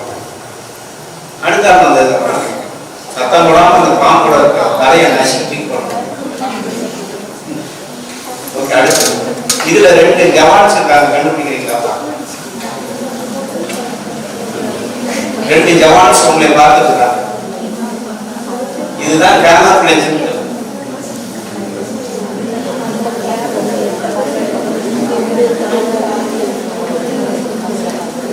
சரி, பேசிட்டே இருக்கீங்க. அடுத்த ஸ்லைடு பண்ணுங்க, தெரியுதா? முன்னாடி போங்க. இதுல 70 இதுல இருக்கக்கூடியது, இதுக்கு அடுத்து போங்க. Next slide. நெக்ஸ்ட் இதுல 70 பேர் இருக்காங்க. 20 பேர் இருக்காங்க. சரி, ஓகே. நிறைய பேர் இருக்காங்க, நம்ம எண்ணிட்டு இருக்காங்க. அடுத்து போங்க. இந்த எல்ஓசின்னு சொல்லுவாங்க, லைன் ஆஃப் கண்ட்ரோல் பார்டர். இப்போ நம்ம வீடுகளுக்கெல்லாம் பார்டர் காம்பவுண்ட் சொல்லி கட்டிக்குவோம், ரோடெல்லாம். பட் நாட்டுகளுக்கு இடையில எப்படி இருக்கும் லைன் ஆஃப் கண்ட்ரோல் அப்படின்னா, அந்த நாடோட தன்மை இருக்கும். நல்லவனா இருந்தால் விட்டுருவோம், அப்படியே ஒருத்தர் பழைக்கும். ஒரு மாதிரியா இருந்தான்னா வேலி போடும். அவன் ரொம்ப மோசமானவனா இருந்தால் வேலியில கரண்ட் போடும். இனியும் மோசமானவனா இருந்தால் வேலியில கரண்ட்டும் வச்சு அம்யூனேஷனும் வச்சுருக்கோம். இதாக பண்ணா அந்த தேவைக்கு பார்க்கலாம். அடுத்து இது இந்தோ பாகிஸ்தான். ஆனா இது வந்து நான் சொன்ன சால்ட் டெசர்ட், அந்த பகுதி நம்மளும் போக முடியாது, அவனும் வர முடியாது. அதனால இப்படி. அடுத்து இது மியான்மர் பார்டர். அடுத்து இது மாதிரி மியான்மர் பார்டர். 6 தான் பார்டர். குளிச்சுட்டு அந்த பக்கம் போனீங்கன்னா வெளிநாடு, இந்த பக்கம் வந்தீங்கன்னா நம்ம. இது நேபாள். அங்க இந்த ட்ரக்ஸ் எல்லாம் நிறைய கடத்துவோம், அதனால சிவர்லாம் பெருசா போட்டு இந்த மாதிரி வச்சிருக்காங்க. இது இன்னொரு பகுதி. ஓகே. அடுத்து இது பங்களாதேஷ். இது இந்தோ சைனா, நமக்கே தெரியும். சரி, ஒரே ஒரு ரகசியம் மட்டும் சொல்லிடுறேன், முன்னாடி போங்க. நிறைய பேருக்கு ஜாதகம் ஜோசியத்துல நம்பிக்கை இருக்கும், பக்திமான இருப்பீங்க. ஆனா மிலிட்டரியில வந்து பக்தி, ஜாதகம், ஜோசியம், ஜாதி, மதம், மொழி, இனம் எதுவும் கிடையாது. ஆனா ஒரு சில உண்மைகள் எதனால நடக்குது, எப்படி நடக்குது தெரியாத விஷயம், அமானுஷ்யமான விஷயம். அதுல முக்கியமான விஷயம் இது என்னன்னா ஹர்பஜன் சிங் டெம்பிள். நீங்க வேணா ப்ரௌஸ் பண்ணி பாருங்க, ஹர்பஜன் சிங் டெம்பிள் அப்படின்னா என்னன்னு தெரியும். அது என்ன அப்படின்னா, அடுத்து கிளிக் பண்ணுங்க. அந்த போட்டோல இருக்கிறவர் தான் ஹர்பஜன் சிங். அவர் ஒரு ராணுவ வீரர், சாதாரண ஒரு கடைநிலை வீரர், பெரிய ஆபீசர்லாம் இருக்காரு. அவர் அந்த பணியில பணியாற்றும் போது தண்ணிக்குள்ள போயிட்டாரு. சொன்னேன் இல்லையா, அந்த மாதிரி தண்ணிக்குள்ள போயிட்டாரு. தனியா போய் மாட்டிக்கிட்டாரு, விழுந்து சேர்த்துட்டாரு. அவர் தேடினாங்க, கண்டுபிடிக்க முடியல. ஒரு 8 நாள் கழிச்சு அந்த டீம் ஆளுநர் ஒருத்தரோட கனவுல வந்து, இந்த இடத்துல நான் விழுந்து சேர்த்துட்டேன், இனி அதை தேடு கண்டுபிடிக்கலான்னு லொக்கேஷன் தான் சொன்னாங்க. அங்கே போய் தேடினாங்க, கிடைச்சாரு. எடுத்தாங்க, புதைச்சிட்டாங்க, எல்லாம் பண்ணாங்க. அதுக்கப்புறம் அன்னையிலேருந்து இன்னைக்கு தேதி வரைக்கும் எல்லாரோட கனவுலையும் வந்தது இந்த மாதிரி இந்த இடத்துல பனிச்சரிவு நடக்கும்போது ஜாக்கிரதையாக இருக்கும், இந்த மாதிரி சைனாக்காரன் மூடு வருவான் ஜாக்கிரதையாக சொல்லிக்கிட்டே இருக்காங்க. அதை நம்பவே முடியல. ஏன்னா இந்துக்கள் நம்புவாங்க, கிறிஸ்டின் நம்ப மாட்டாங்க. கிறிஸ்டின் நம்புறத முஸ்லீம் நம்ப மாட்டாங்க. ஆனால் எந்த அதிகாரி போனாலும் அவங்க கனவுல உடனே வந்துருக்காரு. வாங்க வெல்கம் டு மை ஏரியா அப்படின்னு சொல்லி கனவுல வந்துட்டு சொல்லிடுவாங்க. சரி சார், கனவுல தானே வராது. என்ன ஒருத்தர் ஜெனரலாக இறந்துட்டா கவர்மெண்ட்ல என்ன செய்வாங்கன்னா அவர் பேரை எடுத்துருவாங்க. அவர் பேர் இன்னைக்கு வரைக்கும் எடுக்கல, அவருக்கு பென்ஷன் கொடுக்கல, சம்பளம் போட்டுருக்காங்க இன்னைக்கு தேதி வரைக்கும். இந்த மிலிட்ரி ஆளுகளுக்கு அவங்க சொந்த ஊருக்கு போகிறதுக்கு டிக்கெட் வருஷத்துக்கு ஒரு தடவை போட்டு கொடுப்பாங்க. அவருக்கு இன்னைக்கும் ஒரு டிக்கெட் போடுறாங்க. அந்த பர்த் காலியாகவே போகும். அவருக்கு ஒரு ஆஃபீஸ் இருக்கு, அவர் இருக்கிற மாதிரி ஒரு சேர் இருக்கு. ஒரு சேர் போட்டு வச்சிருக்காங்க. யார் போஸ்டிங் வந்தாலும் அந்த சேர்ல நின்று மிலிட்ரி ஆஃபீஸர் இருக்கிற மாதிரி நினைச்சு ஒரு சல்யூட் பண்ணிட்டு சார் இந்த மாதிரி நான் வந்துட்டேன்னு சொல்லி வச்சுட்டு போறாங்க. அடுத்த நாள் அதில் சைன் பண்ணிட்டு இந்த மாதிரியான நிறைய விஷயங்கள் இன்னைக்கும் நடந்துட்டு இருக்கு. அங்கே ஜாதி மதம் இன மொழி வேறுபாடு இல்லாம 4000 அடி உயரத்துல ஆளே அறமே இல்லாத ஒரு இடத்துல இவரோட கோயில் கட்டியிருக்காங்க. யாருக்காவது டிரான்ஸ்ஃபர் வேணும்னா டிரான்ஸ்ஃபர் அப்ளிகேஷன் நீங்க கொடுப்பாங்க, சைன் பண்ணியிருந்தா அது கிடைக்கும். சைனே ஆகுதுன்னா அது கிடைக்கும். இன்னைக்கும் நடக்குது. நீங்க ஹர்பஜன் சிங்னு போட்டு பாருங்க. ஹர்பஜன் சிங் நெக்ஸ்ட். ஓகே, அடுத்து. ஓகே, இதெல்லாம் வேலை வாய்ப்புகள் என்னென்ன இருக்கு டிஃபென்ஸ்ல அப்படின்னு இன்னொரு நாள் நீங்க ஏற்பாடு. ஓகே, இப்போ ஏதாவது நீங்க கொஸ்டின் இருந்ததுன்னா ஒரு 2-3 இந்த சைடு, இந்த பக்கம் ஒரு 2-3 கேளுங்க. ஏன்னா நான் இன்னொரு காலேஜ் போகணும், ஆர்ட்ஸ் அண்ட் சயின்ஸ்.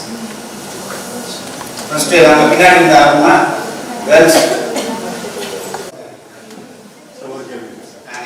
கை அந்த ப்ராப்ளம். இப்போ திருப்பி சான்ஸ் யாரெல்லாம் ஓகேங்களா?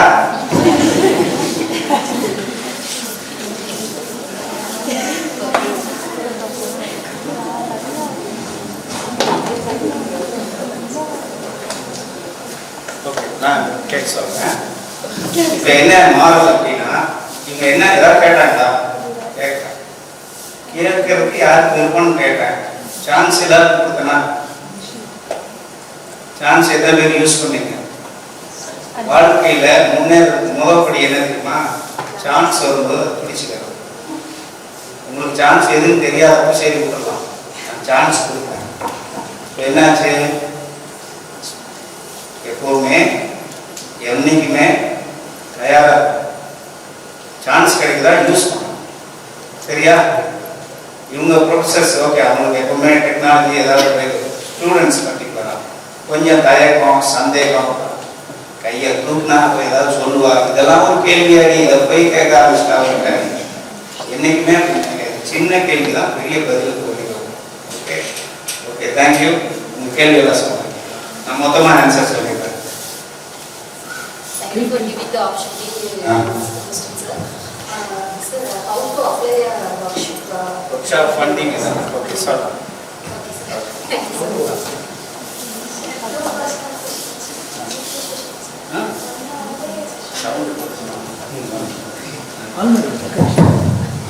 Two questions, sir. On the session.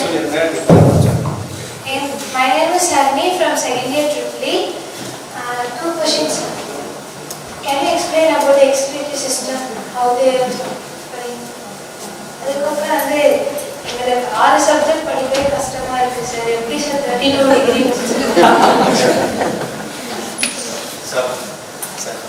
Question வந்து பிகாஸ் டிஃபிகல்ட் ஹியூமன்ஸ் தான் இருக்காங்க. ஹியூமனே இல்லாம டெக்னாலஜியை டெவலப் பண்ணாதான் எண்ட். பிகாஸ் சார் சொன்னாரு -40 டிகிரி +50 டிகிரி அண்டு சதுப்பு நிலங்கள் அண்டு எல்லாமே சொன்னாரு. அங்க மனுஷனுக்கு இல்லாமையே ஒரு ஹியூமன் ரோபோட் மாதிரி நம்ம வச்சு அதே சர்வீலன்ஸ்ல பண்ற அளவுக்கு ஒரு டெக்னாலஜி நம்ம பண்ணணும். Properly that may be the end of the solution மாதிரி வரும் அது முடியுமா தேங்க்யூ சார். சார் என்னோட கொஸ்டின் இந்த சிந்தூர் ஆபரேஷன்ல பிஓகே ஏதாச்சும் ரெக்கார்ட் பண்ணிருக்காங்களா? பிஓகே எப்போ நம்ம கைக்கு வரும்? சார் என்னோட கொஸ்டின் என்னன்னா, பெட்ரோகெமிக்கல் ரிலேட்டடா ஃபண்டிங் நிறைய அப்ளை பண்றாங்க டிஆர்டிஓவில். ஆனால் பெட்ரோகெமிக்கல் ரிலேட்டடாக நம்ம ரிசர்ச் பண்ணல பார்த்தீங்கன்னா Funding. ஜென்ரலாக ஃபண்டிங் நினைக்கிறேன்னா இப்போ ஒரு ப்ரொபோஸ் அப்ளை பண்ணுறோம். அப்போ இது ரிலேட்டடாக நம்ம அப்ளை பண்ணக்குள்ள எதுவுமே வரல. மேபி ஸ்பெசிஃபிக்காக அது மாதிரி அப்ளை கொடுக்குறது இல்லையா, இல்லை வெறும் சர்க்கியூட் பேங்க் மட்டும் சார்? அவங்க அப்ளை பண்ணிருக்காங்க சார். அது நாட் வெரி ஓகே தேங்க்யூ. இது க்ளோஸ் பண்ணிடுறேன். கேள்வி எவ்வளோ முக்கியமானது என்னன்னா கேள்வி கேட்கணுங்கிற எண்ணம். ஓகே, கேள்வி சின்னதாக இருக்கும். ஒரு சயின்டிஸ்ட் ஆராய்ச்சி பண்ணிகிட்டே இருந்தான். ரொம்ப நாள் ஆராய்ச்சி பண்ணுறோம். ஒரு ஆள் அந்த பக்கம் வந்துட்டு போவார். ஒரு கிராமத்தார் ஏதோ ஆராய்ச்சி பண்ணுறாரு விஞ்ஞானி. ஒரு நாள் நின்று கேட்டான், ஐயா நான் போகும்போது வரும்போதெல்லாம் பார்க்குறேன் ஏதோ ஆராய்ச்சி பண்ணிக்கிட்டே இருக்கு, என்ன பண்ணுறீங்க? நான் பயங்கரமான சயின்டிஸ்ட்டு, நான் சொன்னால் உனக்கு புரியாது, நான் கெமிக்கல் இன்ஜினியர். சரி உனக்கு புரியுற மாதிரி சொல்கிறேன். கரையில் ஒரு அமில நான் தயாரிப்பா, எதை போட்டாலும் கரையும், எது போட்டாலும் கரையை போட்டுடலாம், அப்படி ஒரு அமிலத்தை நான் தயாரிச்சுட்டு இருக்கிறேன். அப்போ இந்த கிராமத்துக்கார சொன்னான், அதெல்லாம் சரிங்க, கண்டுபிடிச்சா எதில் ஊற்றுவீங்க அப்படின்னு போயிட்டான். இவ்வளோதான் சிம்பிள், கொஸ்டின் சிம்பிள். அப்படி எல்லாமே கரைக்கிற மாதிரி நான் கண்டுபிடிச்சாலே எதில் ஊற்றுவாரு? Question simple question. அதனால கொஸ்டின் சிம்பிள்னு என்னைக்குமே நினைக்கிறீங்க, பெரிய ஆன்சர். ஓகே, ஃபண்டிங் பற்றி இன்னொரு செஷனே இருக்கு.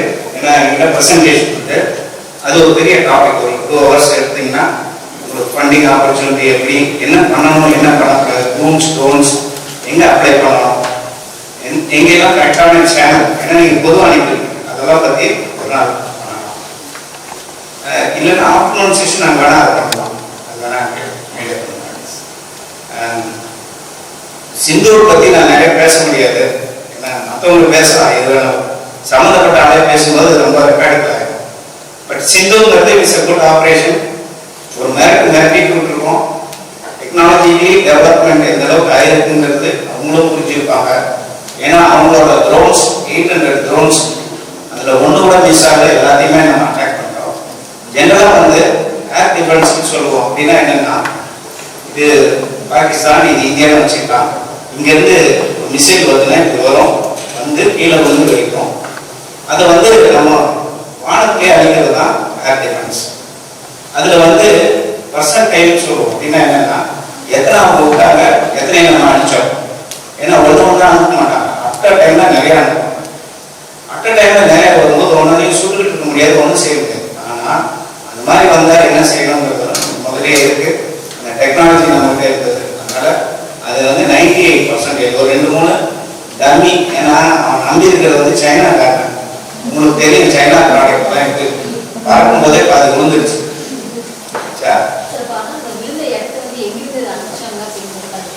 அதெல்லாம் வெளியே சொல்ல முடியாது, வேற வெளியே எடுத்துருக்காரு. அதனால நீங்க தமிழ்ல பேசுறேன், 2 பேர் உட்காந்துட்டாங்க. ஒன்றும் தெரிய போடுறது இருந்தாலும் எதுக்கு நம்ம நாளைக்கு தினத்தந்தியில் போட்டுருவாங்க, ராணுவ விஞ்ஞானி பேச்சு நடந்தது என்ன. அப்படி இவங்கெல்லாம் போய் நிற்பாங்க, இல்லை சார் அவங்கெல்லாம் பேசுறாங்க, அப்புறம் மறுப்பெல்லாம் சொல்லி அதெல்லாம் நிறைய நடந்ததுக்கு முன்னாடி. அதனால ஸோ இது அது 32 டிகிரி ஏதோ சொன்னாங்க, அது நிறுத்தினது காரணம் சொன்னா இந்த செஷன் எக்ஸ்டெண்ட் ஆகும். படிக்கிறதுக்கு ரொம்ப ஆர்வம் இருந்துட்டு அந்த கலாம் சார் தான் ஊக்குவிச்சுட்டே இருக்காரு. ஒரு ஃபைன் டைம் அங்கே இங்கெல்லாம் படிச்சு எனக்கு கரெக்டாக 18 வயசுல கவர்மெண்ட்டில் வேலை கொடுத்தாங்க. டிப்ளமோ படித்தேன், diploma in mechanical engineering, Coimbatore institute of technology அங்கெல்லாம் படித்தேன். படித்து போய் வேலைக்கு சேர்ந்த உடனே அப்போ கரெக்டாக டிகிரிஸ் எல்லாம் படித்தேன். இன்ஜினியரிங்கில் கொஞ்சம் டிகிரி, ஒரு பிஹெச்டி எல்லாம் பண்ணேன். சரி எம்பிஏ பண்ணலாம் அப்படின்ட்டு ஒரு 5 எம்பிஏ பண்ணேன். சரி படித்தேன். அப்புறம் இந்த அஸ்ட்ராலஜி எல்லாம் எப்படி இருக்குன்னு தெரியணும்னு இந்த அஸ்ட்ராலஜி அஸ்ட்ரோபிசிக் வேறு ஒரு டாக்டரேட் வாங்கினேன். அப்புறம் இந்த மனம் உளவியல் அது நல்லா இருக்குமேன்னு சொல்லி அது படித்து சைக்காலஜி எல்லாம் ஹியூமன் சைக்காலஜி ஒரு டாக்டரேட் எல்லாம் கசாமிஷான்னு படித்து கடைசியில் சரி தமிழை படிக்கலாம்னு தமிழை படித்தேன்.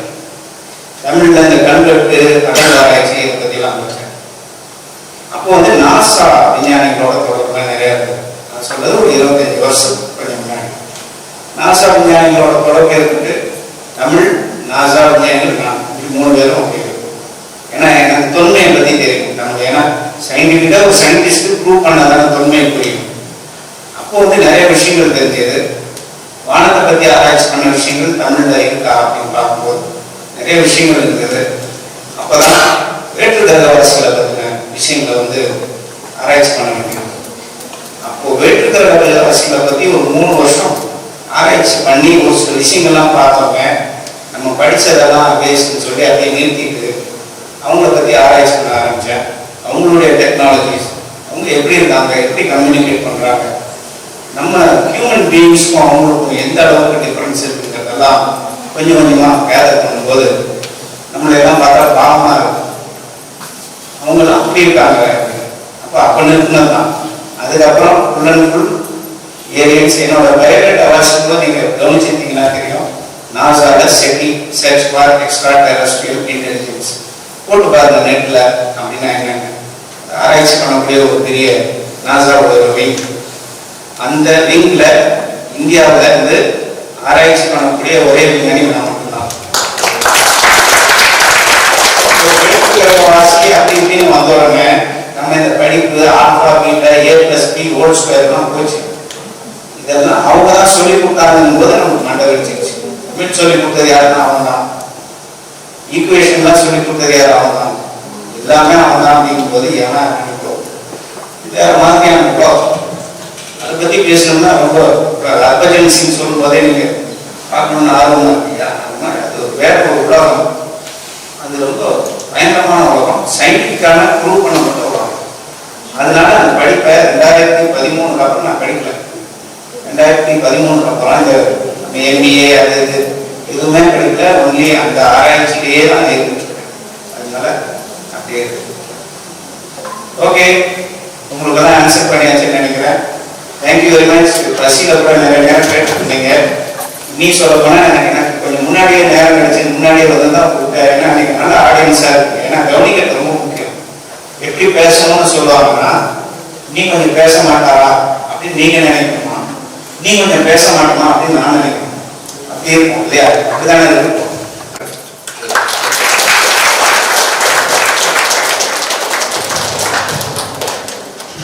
சார் யாரும் சாப்பாடு கட்டி கொடுக்கல சார். நீங்கள் எல்லாத்துக்கும் 2 o'clock வந்து ஆர்ட்ஸ் காலேஜில் சாரோட ப்ரோக்ராம்ஸ் இருக்கு. 4 o'clock. சப்போஸ் ஃபேக்கல்டி வந்து or students in building please go on joins. அங்கே நான் உங்களுக்கு நான் சொல்லிடுறேன், நீங்கள் அங்கே போகலாம். ஸோ இங்கே உங்கள் டிபார்ட்மெண்ட்டில் பர்மிஷன் நீங்கள் வாங்கிட்டு நீங்கள் ஆஃப்டர்நூன் போகலாம். சார் முன்னாடி போய்ட்டு 2 hours அங்கே இருப்பார். ஸோ நீங்கள் அங்கே போய் ஜாயின் பண்ணிக்கலாம். ஸோ ஆக்சுவலி உங்களுக்கு உங்களோட ஃபீட்பேக் பேஸ் பண்ணி தான் சார் நான் ஒரு டைம் இன்வைட் பண்ணோம். ஆக்சுவலாக இந்த ப்ரோக்ராம் நான் 2 months முன்னாடி நான் அப்பாயின்மெண்ட் பேஸ் பண்ணேன் சார்கிட்ட. அதுவே எனக்கு ஒரு கன்ஃபர்மேஷன் பண்ணுறதுக்கு ஒரு 1 month ஆயிடுச்சு. ஏன்னா நிறைய அவருடைய ப்ரோக்ராம்லாம் பார்த்துட்டு அந்த ஷெட்யூல் பார்த்துட்டு அதை நான் சொல்கிறேன் 1 மாதம் வெயிட் பண்ணேன். 1 month முன்னாடி தான் சார் கன்ஃபர்மேஷன் பண்ணார். ஈவன் வர வரைக்கும் எனக்கு அவருடைய ப்ரோட்டோகால் ஃபாலோ ஆகிட்டு இருந்தது. சார் மீட்டிங் சொல்லியிருப்பாரு. அதெல்லாம் கேட்க ஆரம்பிச்சுங்க. எங்கே தங்குறாரு சாரோட minutes to time to 10 minutes கேட்டுருந்தாங்க. அதெல்லாம் நான் மெயில் பண்ணியிருக்கேன் அவங்களுடைய டிஃபென்ஸ் ஆஃபீஸ்க்கு. இந்த நேரம் எங்கே இருக்காரு, இந்த நேரம் எங்கே இருக்காருன்னு. ஸோ ஆக்சுவலாக இந்த டைம் 2 o'clock இங்கே இருக்காருன்னு தெரியும், டிஃபென்ஸுக்கு அவருக்கு தெரியும். தென் 2 to 4 இருக்காரு. தென் ஆஃப்டர் ஓட்டில் எந்த ஓட்டில் ஸ்டே பண்ணுறாரு, யார் அக்கௌண்ட் கூட பண்ணுறாங்க, யார் அங்கே கம்யூனிகேட் பண்ணுறாங்க, எல்லா டேட்டாஸும் அவங்க நம்மகிட்ட முன்னாடியே வாங்கிட்டாங்க. சார் தெரியாது, நாம தான் சார் கம்ப்ளீட் பண்ணுறோம். ஸோ இவங்க ஆஃபீஸ்க்கு வந்து கம்யூனிகேஷன் நமக்கு வந்துட்டு இருக்கு. So sir thank you for coming here. Really happy on behalf of all. Thank you, sir. Thank you, sir. So, Ranjit Seti, please go ahead, please. வச்சுனா பரவாயில்லையா?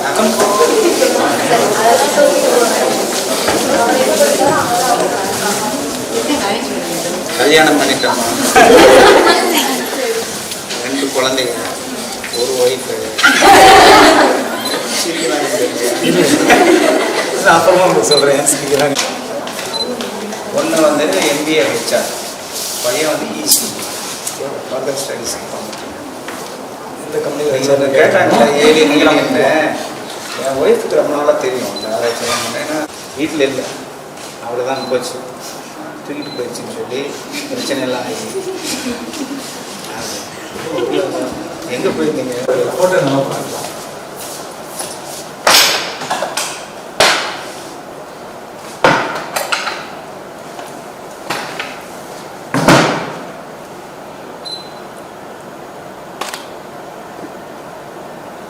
கொஞ்சம்